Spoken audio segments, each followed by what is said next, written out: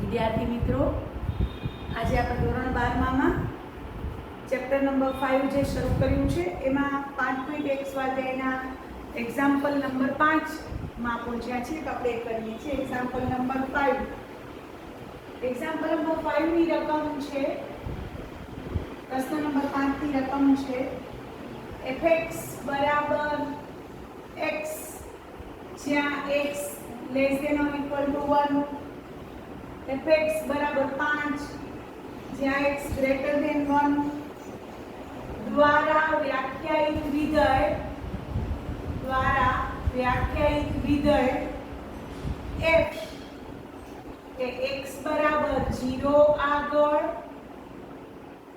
સતત છે, x બરાબર 1 આગળ સતત છે, x બરાબર 2 આગળ સતત છે. આવા પ્રશ્નો છે આપણા એક્ઝામ્પલ નંબર 5 માં. તો હવે આપણે પહેલો એમાં જોશું. તો અહીં તમને ખબર છે કે x છે 1 થી નાના અથવા બરાબર અને x 1 થી મોટા છે. તો તમને ખબર પડી ગઈ કે 1 થી નાના અથવા બરાબર સંખ્યા રેખા ઉપર 1 બતાવો તો 1 થી નાના અથવા બરાબર એટલે આ બાજુ આવે, 1 થી મોટા એટલે આ બાજુ આવે. એટલે આખી અહીં ડોમેઇન ઓફ f બરાબર r છે એટલે લખી નાખવાનું અહીં ડોમેઇન ઓફ f બરાબર r છે, f નો પ્રદેશ. હવે આપણે x બરાબર 0 માટે પહેલા સાતત્ય ચકાસીએ છીએ. x બરાબર 0 માટે તો x બરાબર 0 માટે આપણે જ્યારે x બરાબર 0 લેશું તો 0 છે એ 1 થી નાના છે, 0 છે એ 1 થી નાના છે એટલે આપણે x બરાબર 0 માટે જ્યારે વિધેય fx બરાબર x લેશું તો x બરાબર 0 માટે આપણે limit x tends to 0, x બરાબર 0 માટે x લેસ ધેન 1 લઈ શકાય. Limit x tends to 0 fx બરાબર limit x tends to 0 fx x less than 1 વાળું fx આ નું આપ્યું છે x અને અહીંયા x ની જગ્યાએ 0 મૂકો. વળી f ઓફ 0 બરાબર f ઓફ 0 બરાબર 0 છે. 1 થી નાના માટે અહીંયા તમે ગમે તે મૂકો x ની જગ્યાએ તો 0 છે. therefore કહી શકો limit x tends to 0 f of x બરાબર f ઓફ 0 થાય છે. therefore વિધેય f x બરાબર 0 આગળ સતત છે. હવે x બરાબર 1 માટે કહ્યું છે તો x બરાબર 1 માટે આપણે જોઈએ. x બરાબર 1 માટે તો x બરાબર 1 માટે આપણે ખબર છે કે વિધેય બરાબર 1 માટે પણ fx બરાબર તો શું છે, x જ છે. પણ 1 થી મોટા અને 1 થી નાના એટલે બરાબર 1 માટે ત્રણ શક્યતાઓ આવશે. x બરાબર 1 માટે જમણી બાજુનું લક્ષ, ડાબી બાજુનું લક્ષ અને ઇક્વલ ટુ 1 એ રીતે લેશું. તો limit x tends two 1 plus fx તો બરાબર limit x tends two 1 plus 1 તરફ આવે છે જમણી બાજુથી એટલે 1 થી મોટા તરફથી 1 આવે છે એટલે 5 છે તો એનો જવાબ આવશે 5. Limit x tends two 1 minus fx 1 તરફ આવશે ડાબી બાજુથી એટલે આ લેવાનું x less than or equal to 1 વાળું તો fx બરાબર x એમાં x ની જગ્યાએ 1 મૂકો તો તમે જોયું કે limit x tends two 1 plus fx is not equal to limit x tends to 1 minus fx એટલે વિધેયના લક્ષનું અસ્તિત્વ નથી. therefore limit x tends to 1 fx નું અસ્તિત્વ નથી. therefore વિધેય f એ x બરાબર 1 આગળ અસતત છે. x બરાબર 0 આગળ સતત આવ્યું, x બરાબર 1 આગળ શું આવ્યું, અસતત આવ્યું. કારણ કે જમણી બાજુનું લક્ષ અને ડાબી બાજુનું લક્ષ બંને અસમાન આવ્યા. Limit x tends two 1 plus fx 5 આવ્યું, limit x tends two 1 minus fx 1 આવ્યું. બે અસમાન આવ્યા એટલે વિધેયનું લક્ષ અસ્તિત્વ ધરાવતું નથી એટલે વિધેય x બરાબર ના આગળ સતત છે. હવે આપણે x બરાબર 2 માટે જોઈએ. x બરાબર 2 માટે તો x બરાબર 2 માટે તો એ 1 થી મોટા છે. x બરાબર 2 જ્યાં x ગ્રેટર ધેન 1 થાય, x બરાબર 2 છે તો x ગ્રેટર ધેન 1 થાય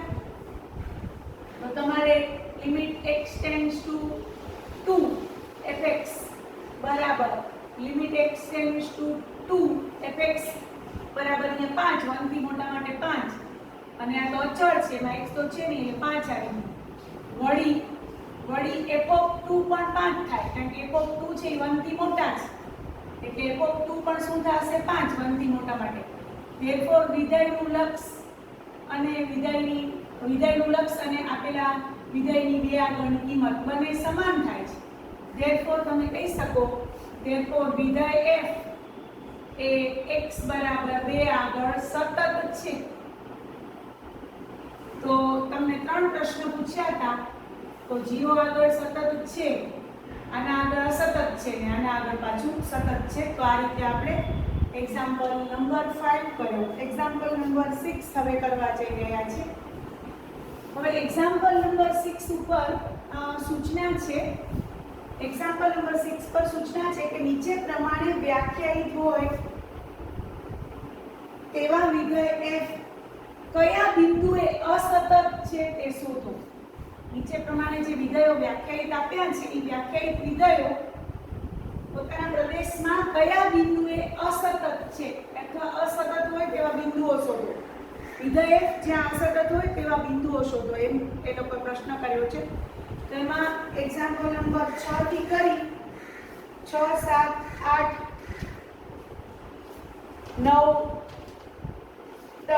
9 સુધીના પછી 10 11 12 6 થી કરીને 12 આ રીતે જ ગણવાના છે. તો આપણે એક્ઝામ્પલ નંબર 6 જોઈએ છીએ. અસતત હોય એવા બિંદુઓ આપણે શોધવાના છે. વિધેય જ્યાં જે પ્રદેશના જે બિંદુ આગળ અસતત હોય તે બિંદુઓ શોધવાના છે.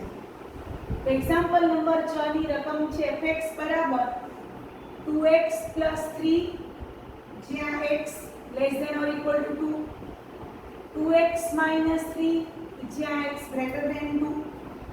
તો તમારે અસતત હોય એવા બિંદુઓ શોધવાના છે. તો કઈ રીતે આપણે શોધશું? તો અહીં પહેલું તો ડોમેઇન ઓફ f લખવાનો. f નો પ્રદેશ 2 થી નાના અથવા બરાબર અને 2 થી મોટા એટલે આખી સંખ્યા રેખા આવી જશે. સંખ્યા રેખામાં વિચારો કે આ 2 છે, 2 થી નાના અથવા બરાબર અહીંયા, 2 થી મોટા અહીંયા, 2 પોતે પણ એટલે આખી સંખ્યા રેખા આવી. ડોમેઇન ઓફ f r થશે. હવે તમારે આપણે અહીંયા ચેક કરવાનું છે કે કયા બિંદુ આગળ આ વિધેય અસતત છે. તો આપણે કોઈ c belongs to r લઈએ, કોઈ c belongs to r લેતા. હવે કેસ 1 જો c less than 2 હોય, જો c less than 2 હોય, c વાસ્તવિક સંખ્યા કરી પણ 2 થી નાની એટલે આ બાજુ, તો એના માટે આપણે સાતત્ય ચર્ચીએ. તો limit x tends two c fx બરાબર limit x tends two c fx એટલે 2 થી નાના માટે છે 2x 3. 2 થી નાના માટે છે એમાં x ની જગ્યાએ c મૂકો એટલે 2c 3. વળી f ઓફ c બરાબર 2c 3 જ્યાં તમને ખબર છે કે c less than 2 હોય ત્યાં 2c 3 થાય. આ 2 કરતા નાના માટે. therefore તમે કહી શકો કે વિધેયનું લક્ષ અને વિધેયની c આગળની કિંમત બંને સમાન થાય છે. આ પણ 2c 3 છે, આ પણ 2c 3 આવ્યું. therefore તમે કહી શકો વિધેય f એ c less than 2 પાસે સતત છે અથવા માટે સતત છે. પાસે નહીં પણ માટે સતત છે. હવે કેસ 2 આપણે લઈએ છીએ. તો કેસ 2 માં આપણે લેશું c greater than 2 હોય તો. જો c greater than 2 હોય તો 2 થી મોટા c હોય એવી વાસ્તવિક સંખ્યા માટે આપણે શોધીએ. તો limit x tends two c fx બરાબર limit x tends two c fx એટલે 2 થી મોટા માટે 2x 3 છે. એમાં x ની જગ્યાએ 3 મૂકો એટલે 2c 3 થાય. વળી f ઓફ c વિધેયની c આગળની કિંમત 2 થી મોટા માટે વિધેયની c આગળની કિંમત 2c 3 થાય જ્યાં c greater than 2.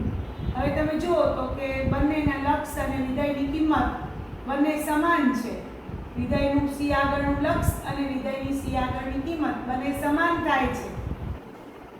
therefore તમે લખી શકો વિધેય f c greater than 2 માટે સતત છે. હવે કેસ 3 આપણે લઈએ છીએ equal to 2 માટે, કારણ કે હજી બચી ગયો એક કેસ બાકી છે આપણો c 2 થી નાના c 2 થી મોટા તો c બરાબર હવે c બરાબર 2 લેતા હવે c બરાબર 2 માટે બે તરફ બે બાજુથી અવાશે જમણી બાજુથી બે તરફ અવાશે અને ડાબી બાજુથી પણ બે તરફ અવાશે તો limit x tends two c બરાબર 2 લઈએ છે limit x tends two c ની જગ્યાએ મારે 2 મૂકવાના જેમ કે અહીંયા આપણે limit x tends two c અહીંયા પણ લિમિટ x અહીંયા c ની જગ્યાએ મારે 2 મૂકવાના એટલે કે c બરાબર 2 લીધા છે limit x tends two 2 plus fx બરાબર limit x tends two 2 plus એટલે 2 થી મોટા વખતે આપણે આ વિધાય લઈશું 2x - 3 એમાં x ની જગ્યાએ 2 મૂકશું x ની જગ્યાએ 2 મૂકશું એટલે 4 માંથી 3 જાય એટલે 1 આવશે હવે limit x tends two 2 - fx શોધો બે તરફ આવશે ડાબી બાજુથી આ બે તરફ આવે જમણી બાજુથી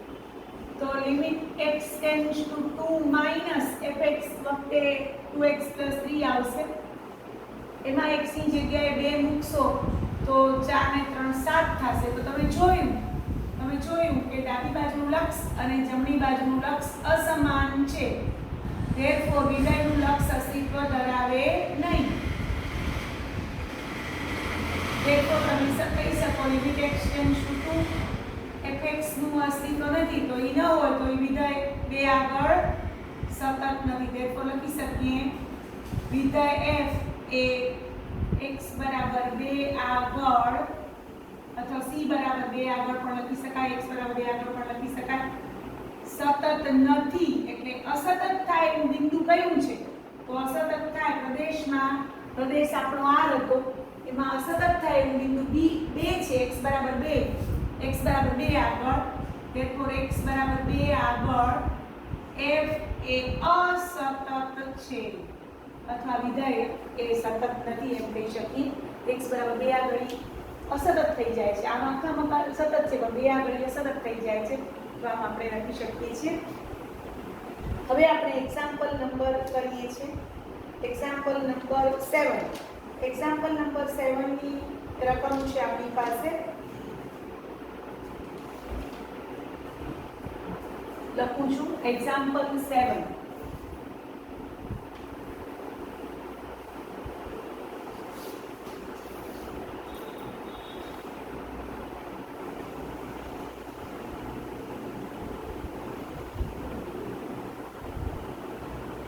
एग्जाम्पल 7 માં fx બરાબર mod x plus 3 જ્યાં x less than or equal to -3 fx બરાબર -2x જ્યાં -3 less than x less than 3 અને fx બરાબર 6x plus 2 જ્યાં x greater than or equal to 3 આ રીતે વિધેયને વ્યાખ્યાયિત કરેલું છે તો આપણે એનું સાતત્ય અસતત થાય તેવા બિંદુઓ ગોતવાના છે કયા બિંદુ આગળ આપેલું વિધેય અસતત થાય છે એ આપણે ગોતવાના છે તો આપણે લખીએ છીએ એક્ઝામ્પલ નંબર 7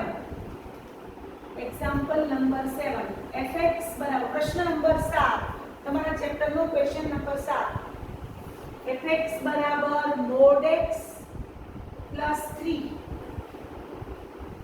જ્યાં x less than or equal to -3 -2x જ્યાં -3 less than x less than 3 વિવૃત અંતરાલ અને 6x plus 2 જ્યાં x greater than or equal to 3 આ રીતે fx આપ્યું છે તમે આને ચોક્કસ આ રીતે લખી શકશો અહીંયા mod x ની જગ્યાએ તમે -x મૂકી શકશો કેમ કે x છે ને -3 થી નાના છે એટલે -3 થી નાના અથવા બરાબર એટલે ઋણ સંખ્યા હોય ઋણ સંખ્યા માટે માનાંક x બરાબર શું થઈ શકે તો તમે આ રીતે પણ આને લખી શકો છો અહીંયા -x mod x ની જગ્યાએ -x કારણ કે ઋણ સંખ્યા માટે mod x = -x + 3 અહીંયા -2x અને અહીંયા આ તો આ રીતે લખી શકો છો તમે વિધેયને આ રીતે લખી શકો છો mod x ની જગ્યાએ -x લખી શકો છો બાકી બધું એમને હવે આપણે અહીંયા કેસ લેશું તો આપણે તમને કહું પહેલા લખવાનું અહીંયા ડોમેઇન ઓફ f બરાબર હવે ડોમેઇન ઓફ f -3 થી નાની અહીંયા ધારો કે માની લો -3 થી નાની અથવા બરાબર એટલે આ બાજુ આવશે -3 થી નાની અથવા બરાબર પછી -3 ને 3 ની વચ્ચેની એને વચ્ચેની બધી આવશે. 3 થી મોટી અથવા બરાબર એટલે આખી સંખ્યા રેખા આવી ગઈ. ડોમેન ઓફ x r છે આપણે ખબર પડી. હવે આપણે કેસ 1 લઈએ. કેસ 1 માં આપણે પહેલા લઈશું x. હા, ધારો કે c બિલોંગ્સ ટુ r, કોઈ વાસ્તવિક સંખ્યા લઈ લેવાની. ધારો કે c બિલોંગ્સ ટુ r લે. કેસ 1 માં જો c -3 હોય, આમાંથી આપણે c -3 હોય કેસ લેશું. તો આપણે જેમ કરીએ છીએ એમ જ કરવાનું. Limit x tends two c fx બરાબર limit x tends two c, જ્યારે c -3 થી નાના હોય ત્યારે વિધેય લેવાનું છે -x+3 એમાં x ની જગ્યાએ c મૂકવાના એટલે -c+3 થાય. વળી f ઓફ c બરાબર પણ -c+3 where c -3. therefore તમે કહી શકો વિધેયનું લક્ષ અને વિધેયની c આગળની કિંમત બંને સમાન છે. therefore વિધેય f c -3 માટે સતત છે. આ તમે કેસ 1 માં બતાવ્યું. હવે કેસ 2 માં તમે ઇક્વલ ટુ -3 લેવા પડશે. x બરાબર -3, c બરાબર -3 લેતા. હવે c બરાબર -3 માટે આ બરાબર હોય તો ડાબી બાજુનું લક્ષ અને જમણી બાજુનું લક્ષ લિમિટ x ટેન્ડ્સ ટુ -3 તરફ ડાબી બાજુથી જશું, -3 તરફ જમણી બાજુથી આવશું. હવે તમને ખબર છે કે -3 તરફ તમે ડાબી બાજુથી એટલે -3 થી નાના તરફથી -3 તરફ આવો છો. -3 થી નાના તરફથી ત્યારે તમે વિધેય તરીકે -x+3 લેશો. -3 થી ડાબી બાજુથી તમે આ -3 છે નાના તરફથી તમે -3 તરફ આવો છો એટલે તમે આ વિધેય લેશો અને એમાં x ની જગ્યાએ તમે -3 મૂકજો. x ની જગ્યાએ -3 એટલે અંતે 6 આવશે. પછી limit x tends to -3 plus એટલે -3 તરફ તમે આવો છો જમણી બાજુથી, એટલે આ બાજુથી -3 તરફ આવો છો જમણી બાજુથી. તો તમારી પાસે આ -3 થી મોટા છે, જો દેખાય છે અહીંયા આમાં -3 થી મોટા ને 3 થી નાના, તો આ વિધેય આવશે. તો -2x, તો -2x ની જગ્યાએ તમે -3 મૂકજો એટલે 6 આવે. હવે બંને ડાબી બાજુનું લક્ષ અને જમણી બાજુનું લક્ષ બંને સમાન આવ્યા. ઇક્વલ ટુ પણ ગોતી લઈએ. f ઓફ -3 ઇક્વલ ટુ -3 મૂકો તો માઇનસ ઓફ -3 એટલે +3 એટલે 6 આવે. therefore તમને ખબર પડી ગઈ કે limit x tends to -3 plus fx બરાબર limit x tends to -3 minus fx બરાબર f ઓફ -3 થાય છે. therefore તમે કહી શકો આ ત્રણેય સમાન થાય છે. therefore વિધેય f એ x બરાબર c બરાબર -3 માટે સતત છે. એટલે તમે હજી તો અસતત બિંદુઓ ગોતો છો, એના માટે આ સતત આવ્યું. કેસ 2 માં c બરાબર -3 માટે સતત આવ્યું. હવે આપણે કેસ 3 લેશું. એમાં આપણે ખબર છે કે -3 થી 3 વચ્ચે હવેનો આ પાર્ટ આવશે. -3 થી 3 વચ્ચે આ -3 થી નાના, -3 પોતે, હવે -3 થી 3 વચ્ચેનો ભાગ એટલે કેસ 3 માં આપણે કરીએ છીએ. તો કેસ 3 બતાવું છું, ધ્યાનથી જોજો. કેસ 3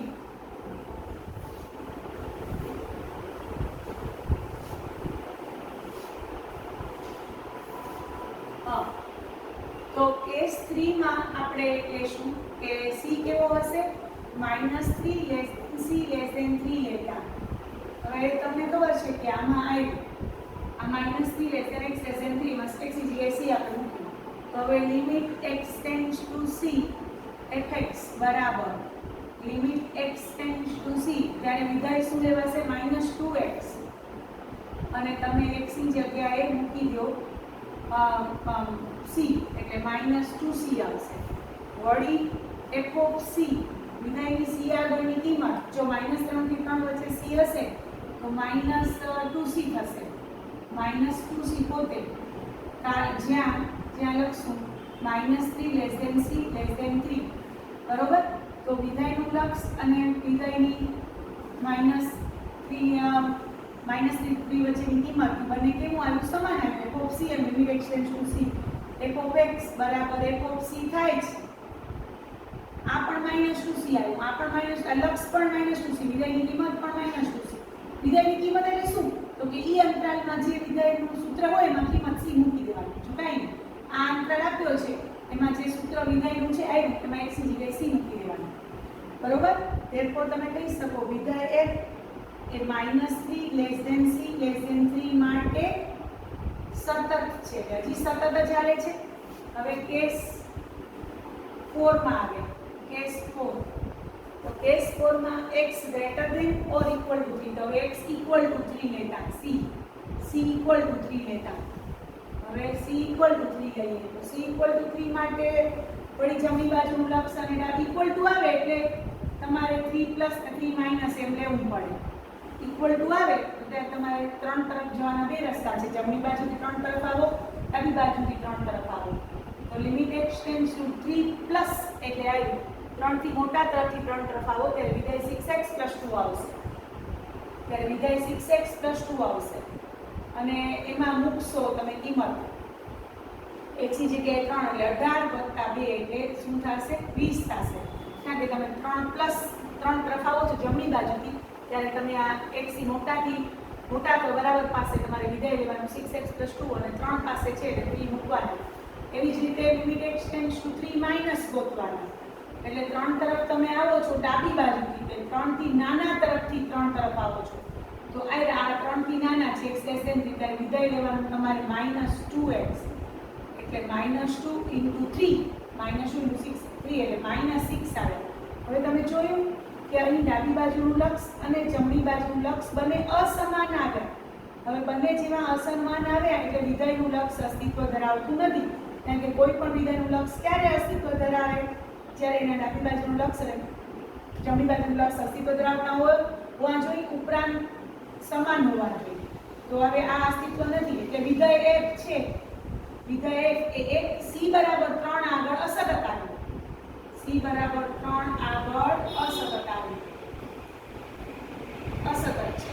અને હવે કેસ 5 લેજો એમાં 3 થી મોટા આવશે. બધું જ કવર કરી લેવાનું. પહેલા x < -3 પછી x બરાબર -3 પછી -3 x < 3 પછી x બરાબર 3 હવે x greater than 3 માટે. એટલે કેસ 5 છેલ્લો કેસ 5 લો. એટલે આખો જે પ્રદેશ આપ્યો છે R એને આની રીતે કટકા કરેલા છે. તો એ બધાનો એમાં ઉપયોગ આવી જવો જોઈએ. બધા કેસ આમાં જરૂરી છે. તો કેસ 5 માં જો c greater than -3 હોય, જો c greater than 3 હોય તો તમને ખબર છે કે limit x tends two c fx બરાબર 3 થી મોટા માટે આ વિધેય છે. તો અહીંયા આપણે limit x tends two c fx એટલે 6x + 2 લખશું. હવે એની જગ્યાએ c મૂકશું એટલે 6c + 2 વળી f of c એટલે વિધેયની ડાયરેક્ટ કિંમત 3 થી મોટા માટે વિધેય તો આ દેવાનું છે ને x ની જગ્યાએ ડાયરેક્ટ c મૂકી દો એટલે એ પણ 6c + 2 છે. તો તમે કહી શક્યા કે limit x tends two c f of x બરાબર f of c થાય છે. વિધેયનું લક્ષ અને વિધેયની c આગળની કિંમત સમાન થાય છે. એટલે આપણે કહી શકીએ છીએ કે વિધેય f એ c greater than 3 માટે સતત છે. તો તમને ખબર પડી ગઈ કે આ જે અંતરાલ આખો પ્રદેશ R હતો, આખો પ્રદેશ R છે એમાં -3 થી નાના માટે પણ સતત છે, -3 માટે પણ સતત છે, -3 થી 3 વચ્ચે માટે પણ સતત છે, x બરાબર 3 માટે અસતત છે. ખાલી x બરાબર 3 આગળ અસતત છે. વળી x greater than 3 એટલે કે c greater than 3 માટે પણ સતત આવ્યું. તો આ રીતે આજે આપણે એક્ઝામ્પલ કર્યા છે. તો તમને મારો વિડીયો પસંદ આવ્યો હોય તો લાઈક કરજો, શેર કરજો અને મારી ચેનલને સબસ્ક્રાઇબ કરજો. Thank you very much.